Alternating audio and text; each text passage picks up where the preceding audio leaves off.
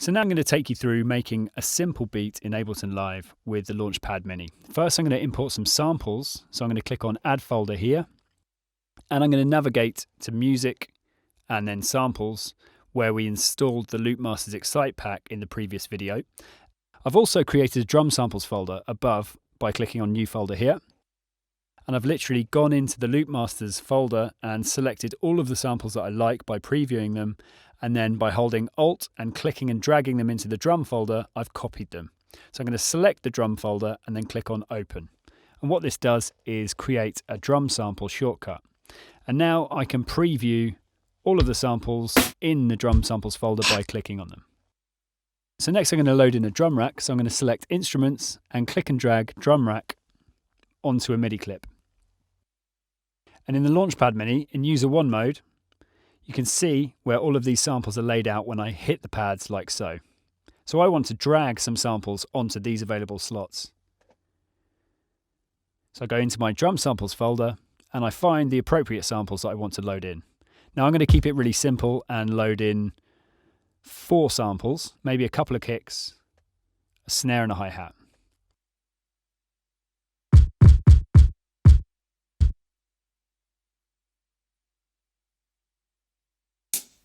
Maybe a hi-hat here and a snare.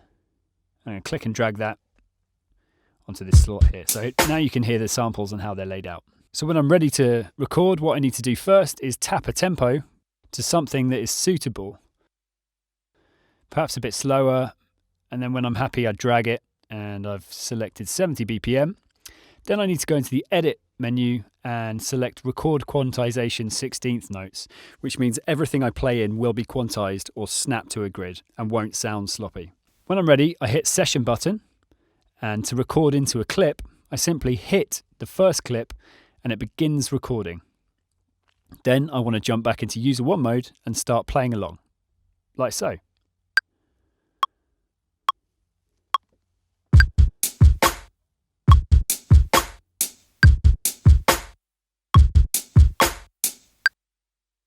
So there we go, quite simple.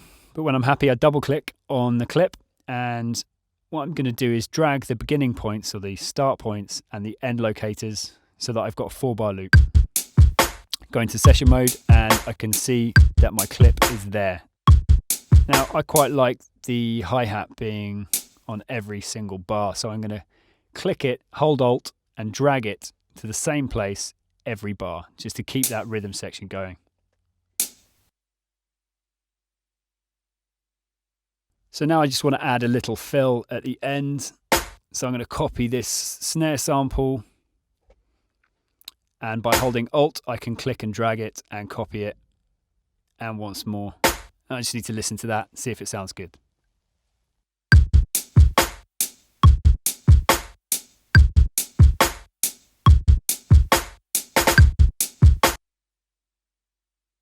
So moving on, I'm going to select an instrument now.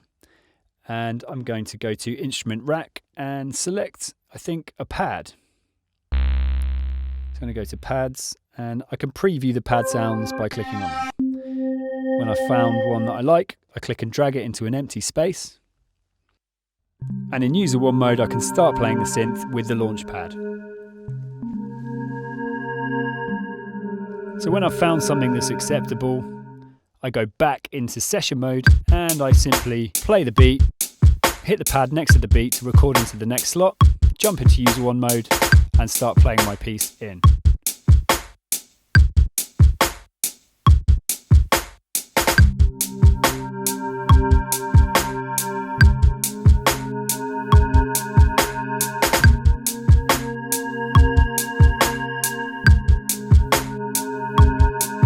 Okay, so again, this is really simple. I'm going to keep it simple so it's easy to follow. I'm going to double click on the clip and again adjust the start and end points. So we've got a nice 4-bar loop. I'm going to play the scene of clips by hitting this round button here. Turn the click off.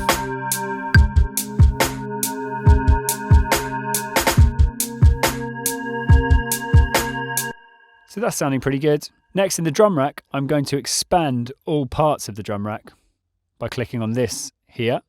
And then I'm going to rename each sample appropriately. To do this, hit Command and R on your QWERTY keyboard, which renames each channel.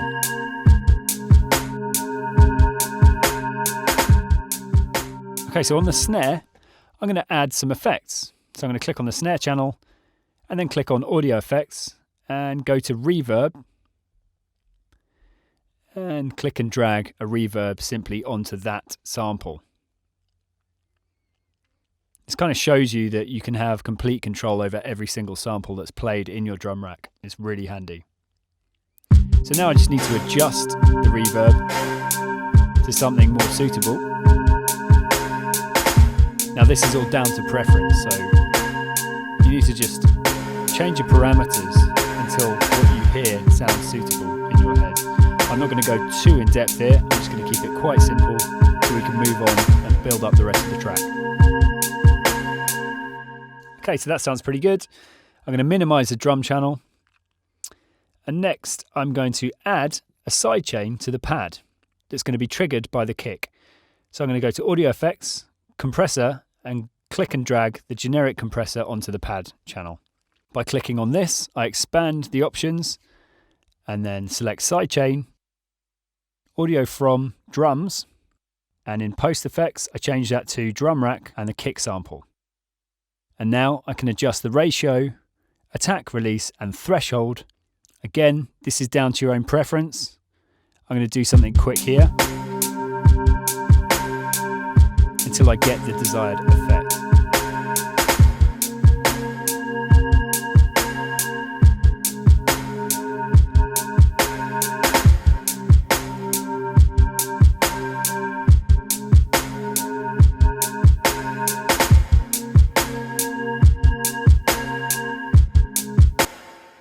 Okay, I'm happy with that.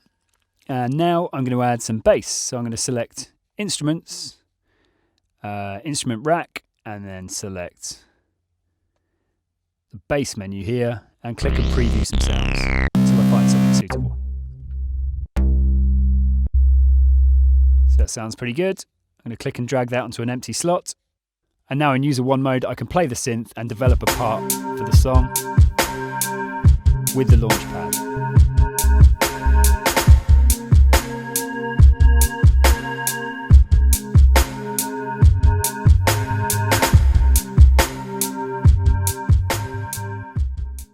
Once I've got something suitable, I'm going to trigger the two clips, hit the pad next to it to record into an empty slot, and then at a suitable time, play along.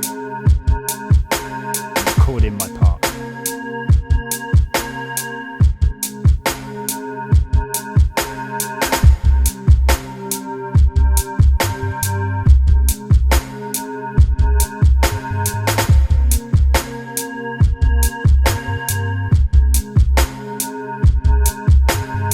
So it's really simple, but you get the idea. I'm going to double click into the clip and adjust the start and end points to make sure there's a nice 4-bar loop. Then I'm going to trigger the whole scene by hitting this button here. All of the round buttons on the right hand side in session mode trigger all of the scenes you have in view. Now I need to change the volume of the pad. So to do this, hit the mixer button and you can control volume, pan, sends. You can stop individual clips, mute individual channels, and solo individual channels. And at the bottom, you can record arm each channel. So I'm going to hit volume and I'm going to adjust the volume of the pad until it's suitable.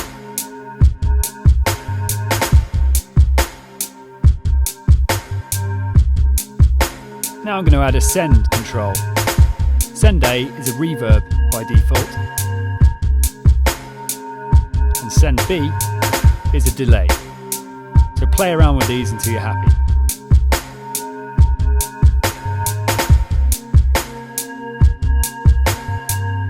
To stop all clips, hit the bottom right round button.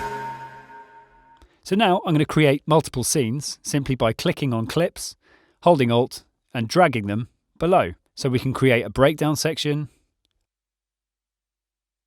and a build-up section, for example. You'll notice when you drag these clips, the LEDs update on the Launchpad, showing you where all of these clips are. So now I can play more of a song with sections. So I'm going to play the pad first.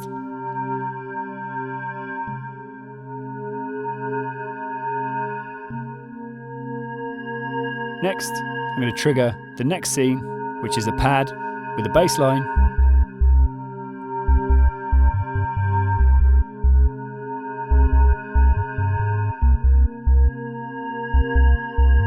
And then I'm going to drop the drums, pad and bass line together. So now you've created a really simple song from a really simple beat. Don't forget you can adjust all the mixer parameters and send controls on the fly to make your song a little bit more interesting.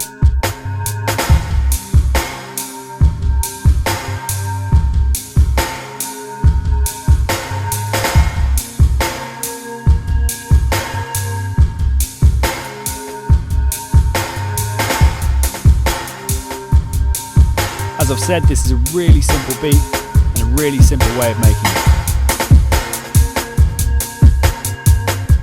You can go as in-depth as you want, but I've kept it quite simple. So there's a quick beat with the Launchpad Mini and Ableton Live Lite. Thanks for watching.